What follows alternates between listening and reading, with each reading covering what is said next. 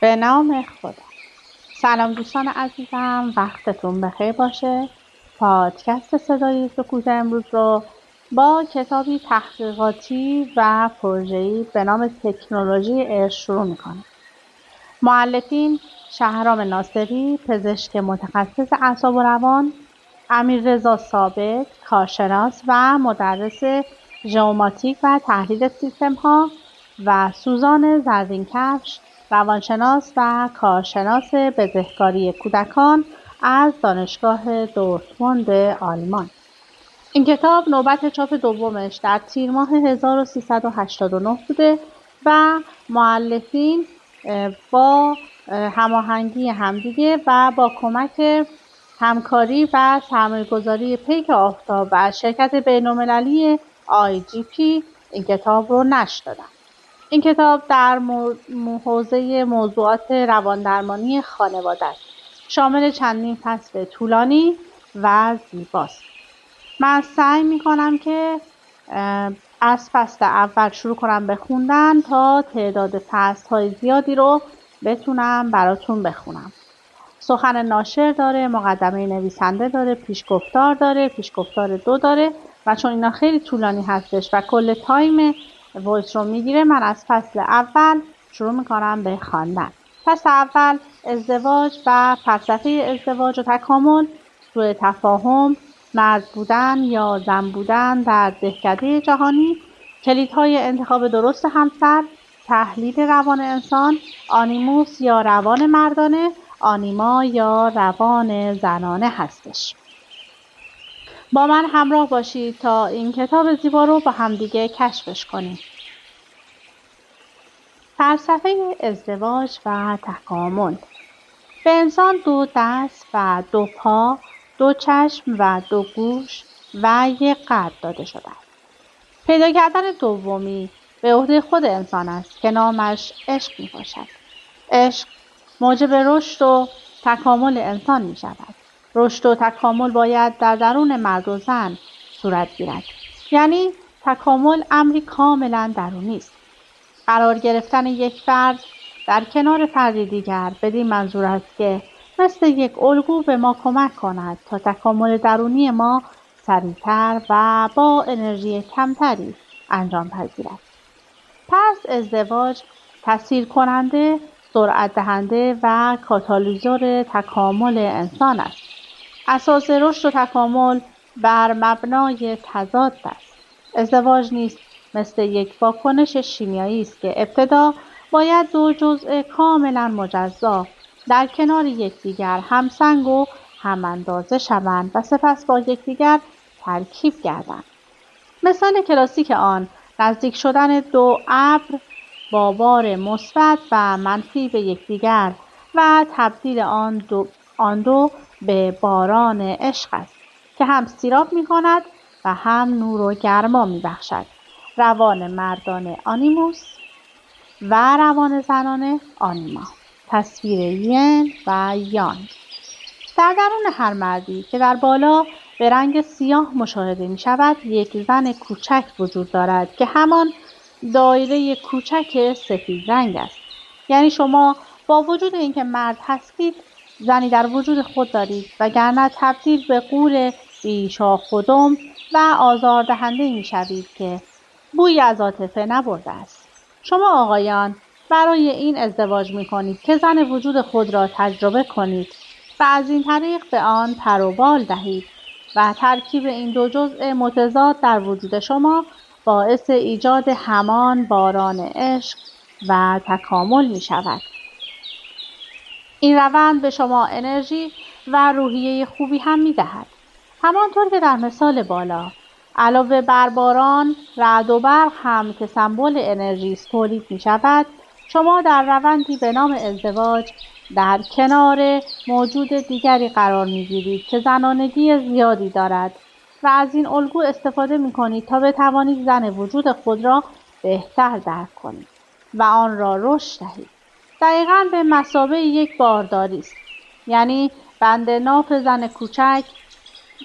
زن کوچک موجود در روان خود را به منبع لایزال و بزرگ زنانگی همسرتان متصل می کنید و با تجربه کردن آن به رشدش می‌پردازید. لذا آقایان در اکثر ازدواج‌های موفق کمی خصوصیات زنانه پیدا می‌کنند و یا به اصطلاح جنتلمن می‌شوند. ادب، بیخیالی، گذشت و انعطاف از دیگر خصوصیات زنانه است که آقایان بعد از یک ازدواج موفق به آن دسترسی بیشتری پیدا می‌کنند. در طیف مقابل زنها در خانه‌هایشان مقرراتی تر می‌شوند. بیشتر حرص و جوش می‌خورند و فعالتر عمل می‌کنند. این در حالی است که زن قبل از ازدواج و در جوانی قسمت اعظم شخصیتش روان زنانه یا آنیما بود که با رنگ سفید در شکل می‌بینید. چیزی که نوعی عاطفه، احساسات، انفعال و انعطاف را با خود داشت. برای یک زن بزرگ شدن همین روان مردانه است که در ترکیب با جزء متضاد زنانه‌اش برای او انرژی و باران عشق را به ارمغان می‌آورد. این کلاسیک ترین تعریفی است که می‌توان به طور کلیشه‌ای در بیان فلسفه ازدواج از آدم‌ها و گرایشات و جهت حرکتشان بیان کرد. شما حتما بارها و بارها دیده اید که در انتهای یک ازدواج موفق مردی که در جوانی دیکتاتور، متکی به نفس، مقرراتی و سختگیر و کمی خودخواه و مستقل بوده است، تبدیل به پیرمردی عاطفی، منفعل، احساساتی و وابسته به همسرش می شود. در مقابل همسرش که در جوانی زنی احساساتی، عاطفی، وابسته و منفعل بوده است، تبدیل به پیرزنی مقرراتی، سختگیر و متکی به نفس شده است. این نشانه موفقیت یک ازدواج است.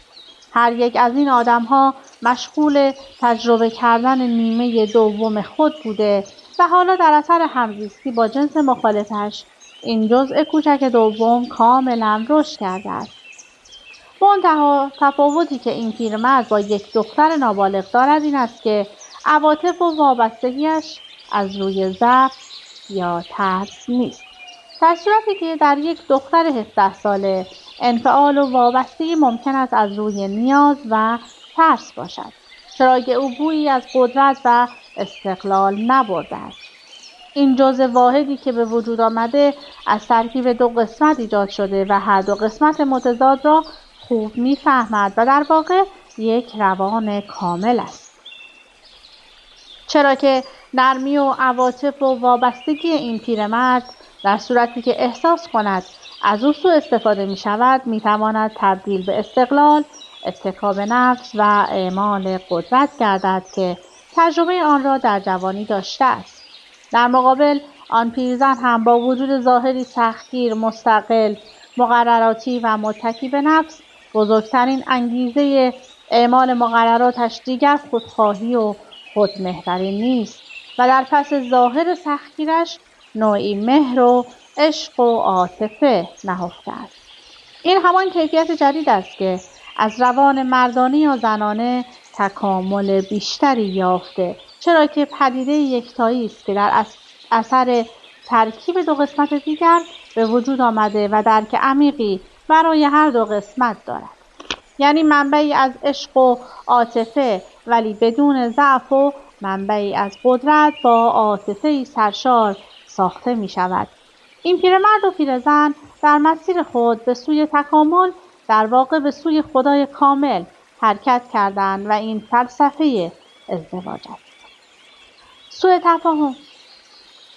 زن و مرد همواره در مورد یکدیگر دچار سوء تفاهم هستند. اگر نگاهی به صفات مردانه و زنانه بیندازیم می‌بینیم که مثل شب و روز دارای صفات متضادی هستند، ولی این دو برای ازدواج با یکدیگر میبایست در کنار هم قرار بگیرند. با نگاهی دوباره به تصویر ین و یانگ متوجه میشویم درک مرد از زن به اندازه نقطه کوچکی از زنانگیش بوده که در وجود او به ودیعه گذاشته شده است. نادیده گرفتن این قسمت یا پوشاندن آن مترادف کلمه کفر است. به یاد داریم که در دوره جاهلیت دختران را در خانواده زنده به گور می‌کردند. پدری میتواند این کار را انجام دهد که ذره احساس یا عاطفه که از صفات زنانه است نداشته باشد و یا آن را در وجودش بپوشاند. با استناد به معنی کلمه کفر یا پوشاندن، چون این شخصی کافر است. مردانی که زنان را مورد سوء استفاده جسمی و جنسی قرار می‌دهند و با اتکا به قدرت و خودمحوری که از صفات روان مردانه است می‌توانند چنین عملی را انجام دهند، نیز در واقع روان زنانه کوچکی را که در وجودشان هست انکار کرده و این نوعی رفتار آزاردهنده یا سادیستیک است. چون این مردانی نیاز به وجود زن ندارند و ارتباطشان با زنها صرفاً جنسی است و در سکس نیز بیرحمانه آسیب می‌رسانند. این افراد یک بعدی رشد می‌نمایند، یعنی تجمعی از قدرت ایجاد می‌کنند و لذا در سیستمشان فقط قوانین و مقررات خشک وجود دارد. سایر افراد تنها وسیله‌ای برای رسیدن به امیالشان هستند و اینکه در نتیجه اعمالشان و در راه رسیدن به اهدافشان چه بلایی بر سر دیگران می‌آید برایشان کوچکترین اهمیتی ندارد. لذا برای رسیدن به اهدافشان هر چیزی حتی آزار، شکنجه و کشتن دیگران را مجاز می‌دانند. آنها یک گرگ هستند و گاهی ممکن است مثل روباه دم از انسانیت و دگردوستی و عشق و محبت بزنند و افکارشان را در راستای عشق و دوستی جلوه دهند. ولی اعمال آنها نشان می‌دهد که کافرانه روان زنانه یا آنیمای خود را پوشانده‌اند. مکمل چنین مردی همانا زنی است کاملا منفعل که کوچکترین فعالیتی در جهت استقلال، اتکا به نفس و دفاع از خود نشان نمی‌دهد. این مترادف واژه مظلوم است، یعنی زنی که روان مردانه یا آنیموس خود را پوشانده و یا انکار می‌کند و در مقابل آزار، خودمحوری و خودخواهی یک مرد سادیست کوچکترین عکس‌العملی نشان نمی‌دهد. این تعریف یک انسان مازوخیست یا آزارطلب است که ابعاد جنسی و اجتماعی دارد. این انسان نیز کافر است، زیرا پدیده کوچکی که در وجودش به ودیعه گذاشته شده تا در مسیر رشدش او را به تکامل برساند مخفی یا انکار کرده است. همواره یک فرد سادیست کسی را می‌خواهد که رفتار نابودگر او را تحمل کند، رفتاری که معمولاً بدون هیچ گونه همدردی و کاملاً به نفع خودش است و مازوخیسم در همین نقطه شکل می‌گیرد. به ودیعه گذاشتن یک بخش متضاد به نام روان مردانه در زنان به این منظور است که مفهوم استقلال و فعال بودن، خودمحوری و اتکا به نفس را درک کنند و عواطف آنها نسبت به یک مرد باعث نشود شرایطی را تحمل کنند که به نابودی آنها بیانجامد و یا دیگران آنان را نادیده بگیرند. در قاموس مذهب این فرد مظلوم است و بر اساس شرع اسلام مظلوم به اندازه ظالم مقصر است، اگرچه در نقش آدمی باشد که زجر می‌کشد و شکایت می‌کند. گفتیم که زن و مرد در مورد یکدیگر سوء تفاهم دارند و میزان درکشان از یکدیگر کم است. پس چگونه انتظار داریم که آنها با هم هماهنگ شوند و یکدیگر را به عنوان همنشین بپذیرند؟ اینجاست که آداب و تشریفات ازدواج یا خواستگاری که کاملاً با ریشه‌های فرهنگی ما مطابقت دارد اهمیت پیدا می‌کند. در مدرنیسم با کمرنگ شدن این تشریفات ازدواج‌ها با شکست بیشتری مواجه گردید. آمار طلاق زیاد شد و سن ازدواج نیز بالا رفت.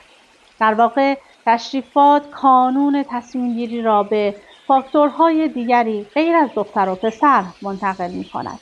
یعنی تصمیم بچه‌ها کم اهمیت‌تر می‌شود که یکی از آنها همخوانی سطوح اجتماعی و فرهنگی و همخوانی پدر و مادر هاست. اولین الگویی که یک زن از یک مرد دارد پدر خودش و نیز اولین الگویی که یک مرد از یک زن دارد مادرش می باشد. انتظاری که شما از یک ازدواج دارید تکرار همان چیزی است که بین پدر و مادرتان اتفاق افتاده است و البته این در صورتی است که پدر و مادرتان ازدواج موفقی را پشت سر گذاشته باشند. انتظاری که از یک شوهر دارید همان رفتاری است که پدرتان در زندگی مشترکش انجام داده است.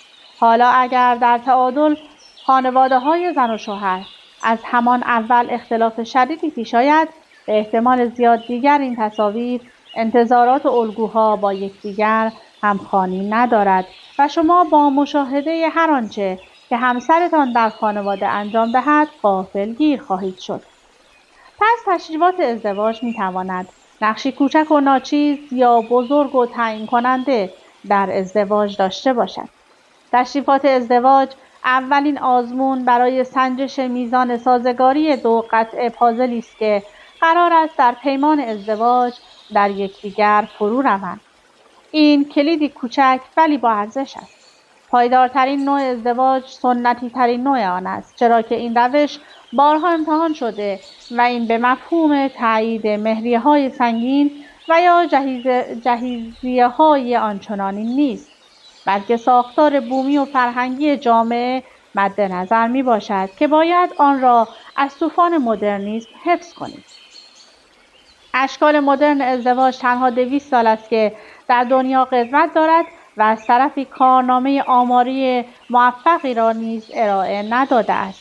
حرکت به سوی پیشرفت باید با حفظ اصالت و احترام به ریشه‌های فرهنگی صورت گیرد، وگرنه بیش از آن که از مزایای آن بهره‌مند شویم، گرفتار مشکلات آن خواهیم شد. فرزندان خانواده‌هایی که در آنها طلاق رخ داده و یا ازدواجشان تبدیل به یک جنگ فرسایشی طولانی مدت شده است، تمایلی به ازدواج ندارند و معمولاً دیر ازدواج می‌کنند و با انتظار و ترس از شکست وارد زندگی مشترک می‌شوند. لذا احتمال بروز روابط تدافعی در آنها زیاد است، دفاعی از حمله‌ای که هیچگاه قرار نیست اتفاق بیفتد. من در اکثر مشاوره‌های ازدواج از دختران جوانی که مراجعه می‌نمایند می‌پرسم که آیا مادرت را دوست داری و آیا حاضر هستی سرنوشت مادرت در مورد تو تکرار شود؟ پاسخ او به این سوال پیش‌فرض‌ها و انتظارات مثبت یا منفی که او از ازدواجش دارد و یا تصویری که از ازدواج در ذهنش ساخته است را نشان می‌دهد. ما در عصر گذار زندگی می‌کنیم. حرکت شتاب زده و کورکورانه 100 سال گذشته ما به چه چیزی منجر شده است؟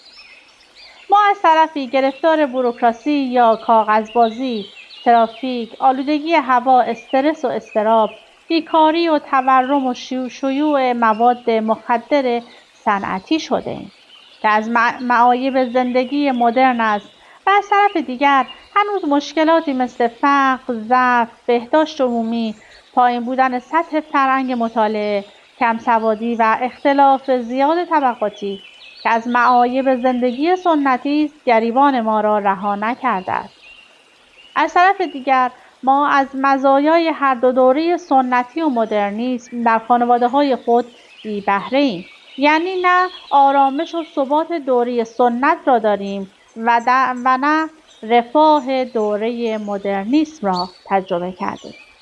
هرچند رفاه به طور نسبی ایجاد شده است، ولی آن را با شاخصه‌های یک جامعه غربی نمی‌توان مقایسه کرد. هدف نویسندگان این کتاب عبور دادن خانواده‌ها از مرحله گذار و دوره تغییر سریع ارزش‌هاست. هدف بهره‌گیری از مزایای عصر جدید با کمترین آسیب از عوارض آن و حفظ ریشه‌های فرهنگی و سنتی است که از عصر گذشته به عنوان میراث به یادگار مانده است. این کتاب شما را در تحمل دستاندازهای این جاده پرفراز و نشیب و پرپیچ و خم یاری می کند. پیشرفت به مفهوم از دست دادن هر آنچه که داشتیم و انکار آنها با برچسب قدیمی و تاریخ مصرف گذشته نیست. در بازگشت به بحث اصلی، مشکل این بود که تفاوت قالب و محتوا و کنتراست بین زن و مرد آنقدر شدید است که ما شانس کمی در کنار هم نشاندن این دو عنصر داریم. شما به دفعات دیده اید که دو پسر و یا دو دختر بچه به راحتی با یکدیگر دوست می‌شوند. این بدان معناست که آنها به خاطر شباهت‌هایشان درک زیادی از هم دارند. آنها به راحتی با یکدیگر همگام میشوند و دوستیشان را شکل میدهند. ولی پس از مدت کوتاهی از هم خسته شده و جدا میشوند، چون مکمل هم نبوده و چیز جدید و جالبی ندارند که به هم بدهند. به همین دلیل در دوستی‌های مدرن که پسر و دختر میگویند ما حتما باید قبل از ازدواج همدیگر را تجربه کنیم و بشناسیم، اکثرا همین اتفاق میافتد. در این حالت معمولا یک روان زنانه آنیما در کنار روان زنانه دیگری قرار میگیرد و نیز این گونه است در مورد آنیموس یا روان مردانه، چرا که دو آنیما و یا دو آنیموس به راحتی به هم نزدیک می شوند، ولی چون چیز تازه‌ای برای ارائه به هم ندارند، معمولا خیلی زود از یکدیگر خسته شده و دل همدیگر را می زنند. درست مثل همان دو دختر بچه‌ای که همچون دو قطب همنام یکدیگر را می شناسند ولی نهایتاً یکدیگر را دفع می کنند. در صورتی که دو آنیما روان زنانه به هم نزدیک شده و وارد بازی ازدواج شوند، خانواده کاملا منفعل و وابسته به شرایط شده و هر دو نیازمند توجه و دریافت عشق و گیرنده‌اند. هر دو از این شکایت دارند که ارزش‌ها و امتیازات ما دیده نمی‌شود و توسط همسرمان نادیده گرفته می‌شویم. نزدیک شدن دو روان مردانه آنیموس نیز اگر منتهی به ازدواج شود، جنگ قدرت را در خانواده به ارمغان می‌آورد. عشق ورزیدن دو جز دارد: عشق ورزیدن تو لاو و مورد عشق قرار گرفتن تو بیلاو. یک جریان عاطفی وقتی صورت می‌گیرد که یکی بزرگترین نیازش دادن عشق و دیگری گرفتن آن باشد. در غیر این صورت مثل معادلات بالا به مشکل خواهیم خورد. زوجی را می شناختم که خانم پزشک متخصص و همسرش آرشیتکت بود. آنها شروع رمانتیکی داشتند، ولی به علت غالب بودن روان زنانه آنیما در مرد، او با وجود داشتن تحصیلات بالا و مهارت‌های شغلی هیچگاه نمی‌توانست به صورت مستقل کاری را شروع کند و در بیان خواسته‌هایش ناتوان بود.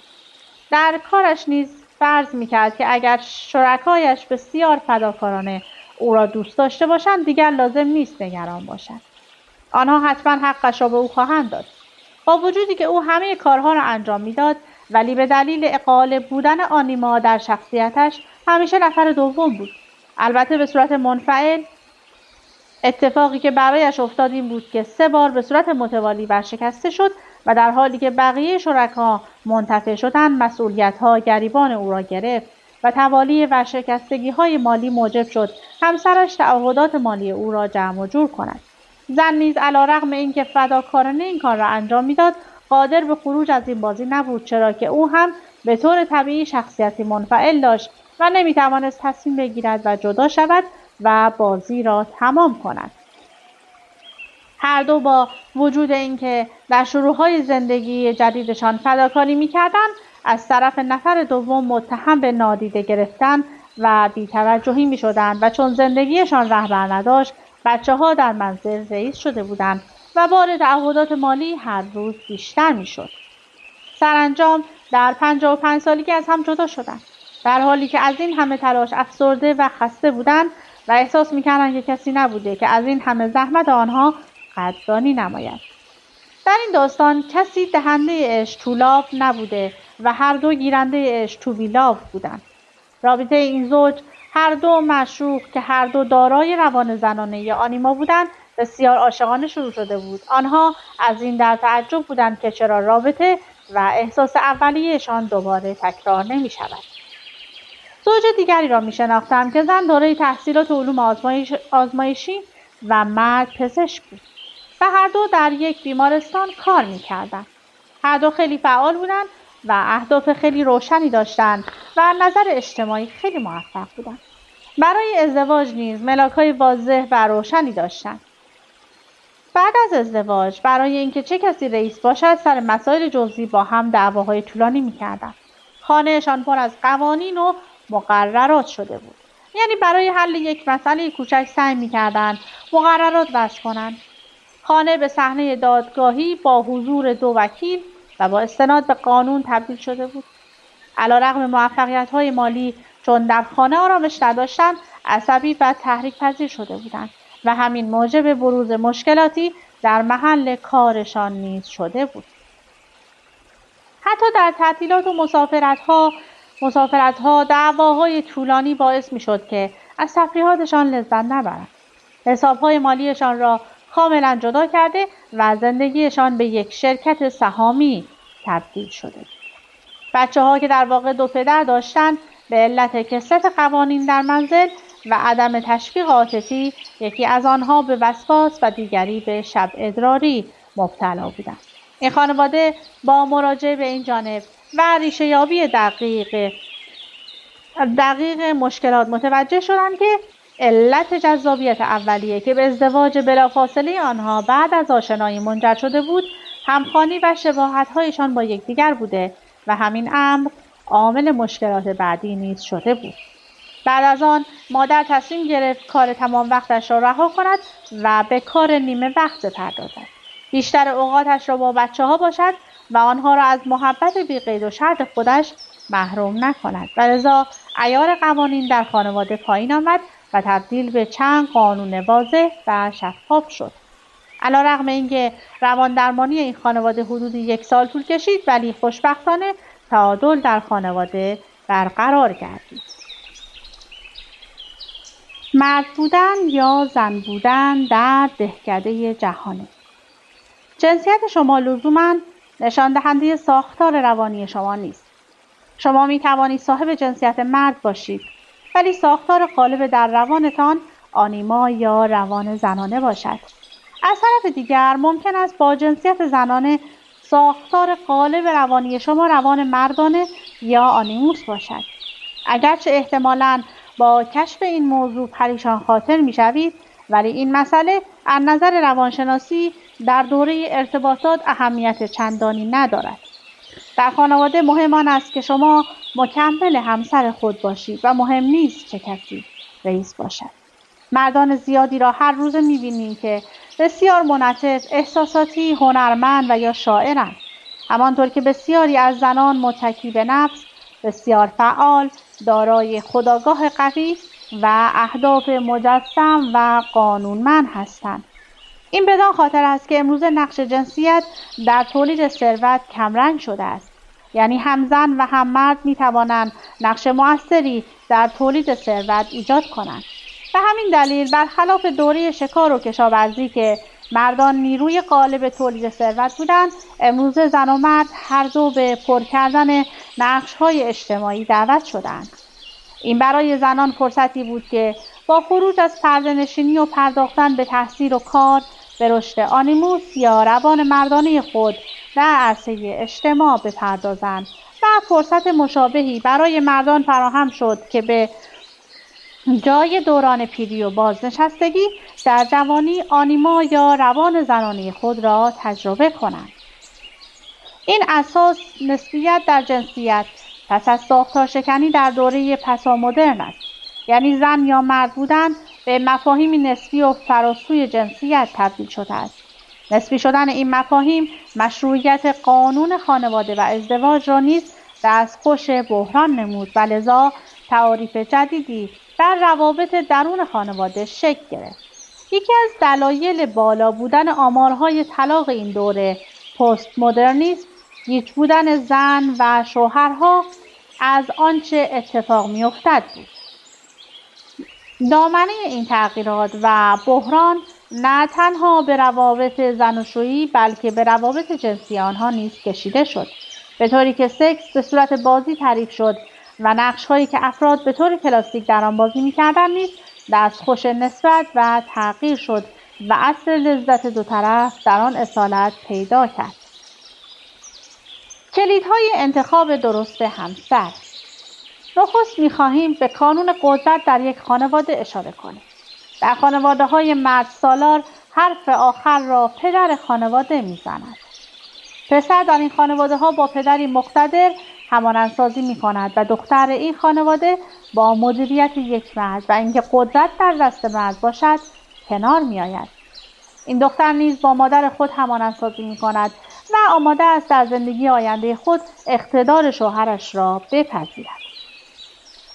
همه اینها دو پیش شرط دارد. اول اینکه روند همانندسازی در خانواده بین مادر و دختر درست صورت گیرد، چرا که در بسیاری از موارد طرد شدن از طرف والد همجنس با یا عدم قبول یک نقش ضعیف که پسر یا دختر در والد همجنس خود می‌بیند مانع از این همانندسازی می‌شود. و دوم اینکه پسر و دختر ببینند که رابطه عاطفی خوبی بین پدر و مادرشان برقرار است. یعنی عشق و عاطفه در خانواده وجود داشته است. گرمای این عشق و عاطفه و انرژی که می‌دهد پاداش روند طولانی و پرزحمت همانندسازی است. به زبان دیگر، اگر پسر و دختر ببینند که پدر یا مادرشان از نظر عاطفی ارضا شده‌اند، این پاداش تشویق و انگیزه‌ای می‌شود که با والد همجنس خود همانندسازی کنند. فرض کنید دختری از خانواده پدرسالار در جستجوی همسر است. یعنی نخستین رابطه عاطفی این فرد با پدرش بوده و او را به عنوان الگو پذیرفته است. در صدد یافتن چهره‌ای مقتدر در همسر آینده خود است. حالا اگر او خواستگار یا نامزدی داشته باشد که آن پسر از خانواده مادر سالار آمده باشد، این پسر با پدری مرعوس همانندسازی کرده و در انتظار دیدن همان چهره مدبر و مقتدر مادرش در همسر خود است. این دو نفر برای یکدیگر جذابیتی ندارند و در رابطه جنسی نیز به احتمال زیاد روابط موفقی نخواهند داشت، چون هر کدام منتظر فعال بودن یا شروع رابطه از آنیموس روان مردانه طرف مقابل هستند، در حالی که هر دو آنیما و روان زنانه بزرگی دارند. الگوی آن دختر برای همانندسازی مادری بوده است که روان زنانه بزرگی داشته و همواره مطیع بوده است. آن پسر نیز پدری داشته که دارای همین وضع باشد. ممکن است پدر این پسر ازدواج موفقی داشته باشد، چون همانطور که گفته شد مهم این است که مکمل همسرش باشد، ولی این پسر دارد وارد ازدواجی می شود که دو قطعه پازل آن دقیقاً شبیه یکدیگرند. دو روان زنانه در کنار یکدیگر هرگز در هم فرو نمی روند و کامل نمی شوند. این خلأ یا گپ خود را در زندگی عاطفی و جنسی آنها نشان خواهد داد، مگر اینکه با روان درمانی یکی از آنها اندکی به جلو هل داده شود و دیگری نیز این تغییر را بپذیرد، چون هر تغییری در سیستم در ابتدا ایجاد سوء تفاهم و بحران می کند. این پسر و دختر در آغاز زندگی مشترک به دلیل تشابه ساختار روانیشان همدلی و همحسی زیادی دارند و دوره نامزدی بسیار رمانتیکی دارند. قبلا گفته بودیم این دختر شخصیت مقتدری را دوست دارد که پسر فاقد آن است و این همان خلأی است که پس از گذشت یک مدت متوجه آن می‌شوند و ازدواجشان به شکست می‌انجامد. سروش پسری 26 ساله بود که به دنبال همسری برای ازدواج می‌گشت. پدر و مادر او از یکدیگر جدا شده بودند. علت آن جنگ قدرتی بود که بین آن دو در گرفته بود و هیچ کدام حاضر به پذیرش تفویض قدرت به دیگری نبودند، چرا که مادرش از خانواده مادر سالار و پدرش از خانواده پدر سالار بودند. روان مردانه یا آنیموس در هر دوی آنها مانع از ایجاد یک پازل مکمل در ازدواج شده بود. سروش پس از طلاق والدینش با مادر خود زندگی میکرد و هیچگاه نتوانست با پدرش همانندسازی کند، چرا که چیزی به نام کمپلکس ادیپ در او وجود داشت و به علت عشقش به مادر هیچگاه نتوانست پدر را ببخشد. خشونت و دیکتاتوری پدرش مانع بود که به او نزدیک شود تا بتواند همانندسازی کند. اینجا شاهد تشکیل عقده‌ای به نام کمپلکس ادیپ در او بودیم. در واقع مادر سروش که از عشق همسر محروم بود، طی رابطه‌ای مورب به داد و ستد عاطفی با پسرش می‌پرداخت و سروش را بیشتر از صرافت نزدیک شدن به پدرش می‌انداخت. سروش نیز با مشاهده درد و رنج مادرش با توجه به عشقی که به او داشت، حسی مثل رقابت و تنفر نسبت به پدرش پیدا کرده بود. در واقع مادرش از نظر عاطفی دو تا شوهر داشت، یکی سروش و دیگری پدر سروش، و این اساس عدم شکل‌گیری درست رابطه پدر و فرزند بود. دید سروش نسبت به ازدواج منفی بود، چرا که معمولاً آدم‌ها همان احساسی را به ازدواج دارند که به رابطه پدر و مادرشان دارند. حالا همین سروش می‌خواست ازدواج نماید. او در مقابله با پدرش و خصوصیات شخصی او به موجودی نرم و لطیف و پر احساس تبدیل شده بود که در همزیستی با مادرش و درک دردها و فراز و نشیب زندگی او قدرت همدردی پیدا کرده بود. یعنی آنیمای بزرگ و آنیموس کوچکی داشت. او استارت‌های زیادی در شکل‌گیری روابط عاطفی با دختران متعدد زد و به راحتی قادر به برقراری این ارتباط‌ها بود. ولی طرحواره منفی ذهنش نسبت به ازدواج یک تصویر ذهنی منفی از ازدواج ساخته بود که به او اجازه تصمیم‌گیری نمی‌داد. اما بالاخره او با دختری ازدواج کرد که 4 سال از خودش بزرگتر بود. قبلا یک بار ازدواج کرده بود و به مانند مادرش روان مردانه یا آنیموس بزرگی داشت. سروش با این ازدواج در نقشی فرو رفت که دقیقاً مخالف پدرش بود. چون با پدرش رابطه خوبی نداشت، هر گونه اعمال قدرت را با سوء استفاده از قدرت و دیکتاتوری اشتباه می‌گرفت و لذا خودش اعمال قدرت نمی‌کرد. ولی اعمال قدرت از طرف زنها را می‌پذیرفت. علیرغم بسیاری از مشکلاتی که او داشت و اینکه از یک خانواده بحران زده آمده بود، ولی به علت مکمل بودن پازل روانی او با همسرش در ازدواج موفق شد. همسرش شبیه مادرش دارای روان مردانه و آنیموس بزرگی بود و حتی مثل مادرش یک بار طلاق گرفته بود. همه اینها او را به سوی تکرار نقش و رابطه‌ای در ازدواجش کشاند که آن را در رابطه با مادرش به طور موفق تجربه کرده بود. دقت کنید که او زنی را برای همسری انتخاب کرد که از خودش بزرگتر و مطلقه بود و این دو فاکتوری است که آن زن را بسیار شبیه مادرش می‌کرد. برای یک انتخاب خوب در ازدواج میبایست به آنچه واقعاً مهم است توجه کنید. بدیهی است اگر ازدواج کرده اید میتوانید به تحلیل ازدواجتان بپردازید و اگر میخواهید ازدواج کنید اینها شما را در یک انتخاب درست یاری می‌کند. پس یکی از مهمترین کلیدهای انتخاب همسر توجه به کانون قدرت در خانواده پسر و دختر است. در خانواده شما رئیس کیست و حرف آخر را چه کسی میزند؟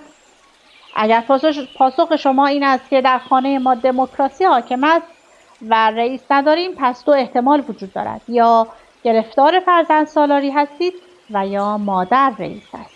جایی که قدرت در دستان پدر باشد معمولاً دموکراسی یا نظر جمع وجود ندارد و این برخلاف تصور شما چیز بدی نیست.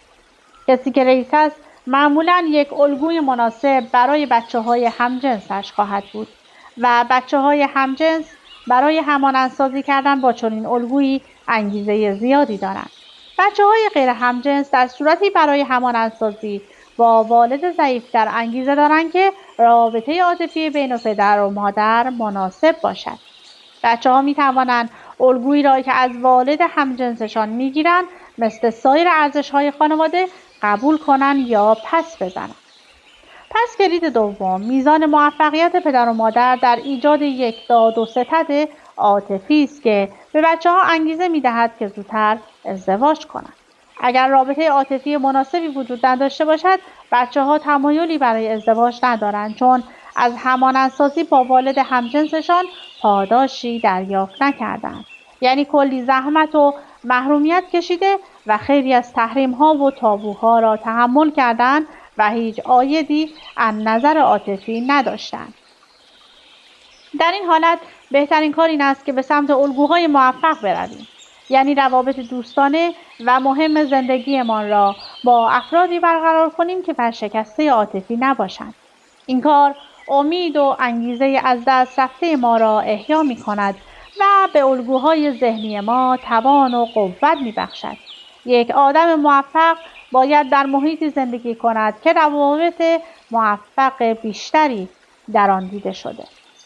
بر اساس ضرب‌المثلی قدیمی که میگویند مادر را ببین و دختر را بگیر، به این نکات توجه کنید که همسر شما با چه کسی همانندسازی کرده است. آیا او یک برنده است یا بازنده و نیز الگوی همسر شما در خانواده قدرت دارد یا خیر؟ شما چقدر شبیه والد غیر همجنس او هستید؟ توصیه می شود اگر پدر مادر همسرتان رابطه عاطفی موفقی دارند و او نیز با والد همجنسش همانندسازی نموده است، شما نیز سعی کنید مثل والد غیر همجنسش رفتار کنید و این به تداوم و عمق رابطه‌تان کمک می‌کند. مثلا اگر یک خانمی هستید که شوهرتان پدر و مادر عاشقی دارد و او پدرش را قبول دارد، با الگو قرار دادن مادر شوهرتان در ازدواجتان موفق‌تر می‌شوید. یا اگر آقایی هستید که پدر و مادر همسرتان رابطه خوبی دارند و رابطه همسرتان نیز با مادرش خوب است، پدر زنتان الگویی مناسب برای رفتارهایی است که همسرتان می‌پسندد.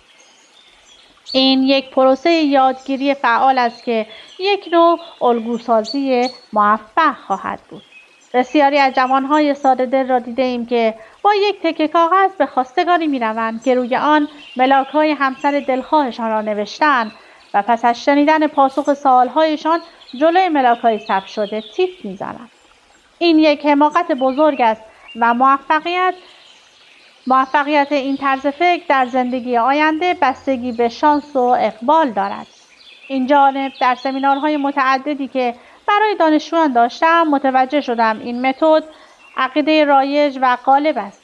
آنها یک بینش مکانیکی به ازدواج دارند، در صورتی که داستان فرایند پیچیده تعامل دو روان انسانی است که متغیرهای زیادی دارد و در واقع معامله است با چند مجهول. فروید میگوید در ازدواج و انتخاب به ناخودآگاه خود تکیه کنید. در صورتی که در روش چک کردن لیست تمام فرآیندها آگاهانه است، روان انسان همانند کوه یخی است که 7.8 آن یا 7/8 آن زیر آب بوده و شما با دیدن 1/8 یا قله آن نمیتوانید راجع به ساختار کلی آن قضاوت کنید. شما 7/8 آن را نمیبینید ولی میتوانید احساس کنید. پس تکیه بر احساس به تنهایی موفق‌تر از روش منطقی مراجعه به لیست خواهد بود. اگر خواستید آگاهانه قضاوت کنید، به فاکتورهایی توجه نمایید که واقعاً مهم هستند و حتما قبل از تصمیم گیری جدی با یک متخصص روانپزشکی مشاوره کنید. خب وقت به من اجازه نمیده که بیشتر از این برای شما بخونم. تازه خیلی هم از اون تایمی که باید میخوندم بیشتر شد. این کتاب زیبایی است. اگر دوست داشتید تهیه کنید و تا انتها بخونید. از اینکه با من همراه بودید سپاسگزارم. تا وایس بعدی، خدا نگهدارتون.